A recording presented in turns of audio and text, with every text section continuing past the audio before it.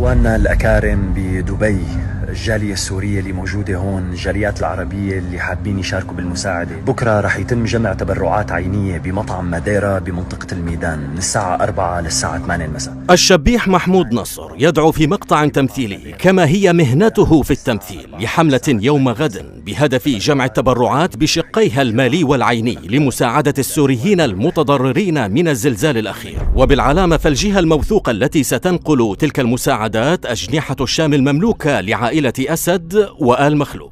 بتمنى أنكم تساعدونا أكثر بجمع هدول التبرعات، رح ينتقلوا بطريقة أيضا موثوقة عن طريق أجنحة الشام للطيران. بالمناسبة، وهذه المعلومة موجهة للشعوب العربية المعروفة بطيبها والتي نتفهم لهفتها للمساعدة وإرضاء الضمير، لأن التسرع هنا قد يذهب بمالك لقتلة السوريين وتجار الحروب.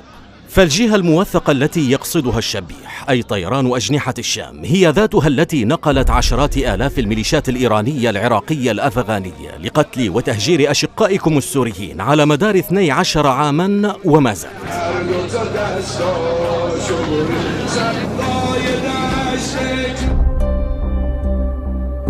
والمعلومة الثانية حول السوريين المتضررين فجميعهم هجرهم بشار وميليشياته، أي كما يظهر هنا بالمشاهد المروعة القادمة من أرياف إدلب وحلب المحاذية للحدود التركية.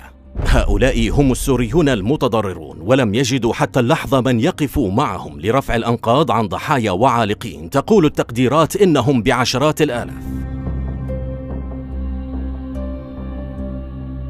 تبرعات عينية رح يتم جمعها ونقلها. أما المعلومة الثالثة لحملة الشبيح فالأموال والتبرعات التي سيقدمها العربي أو الجاليات السورية ستذهب لجيوب آل أسد وميليشياته، ثم إلى عناصره ودباباته وآلياته لقتل ذات السوريين العالقين تحت أنقاض الزلزال. وعن المعلومة الرابعة لتعرفوا بعض قذارة هؤلاء الشبيحة، فبعد نحو 10 ساعات على وقوع الزلزال وانشغال السوريين بفاجعتهم تستهدف ميليشيا أسد مدينة مارع بالقذائف الصاروخية لتزيد من آلامهم ومأساتهم. هذا الدمار الذي خلفه هذا الزلزال هنا. ورغم كارثة الزلزال وقوته المقدرة ب7 درجات فاصلة 8 تقول الحقيقة الأولى إن ما دمره الزلزال لا يبلغ 1 بالألف ولا حتى 1 بالعشرة آلاف مما دمره بشار وميليشياته بالمدن والقرى السورية.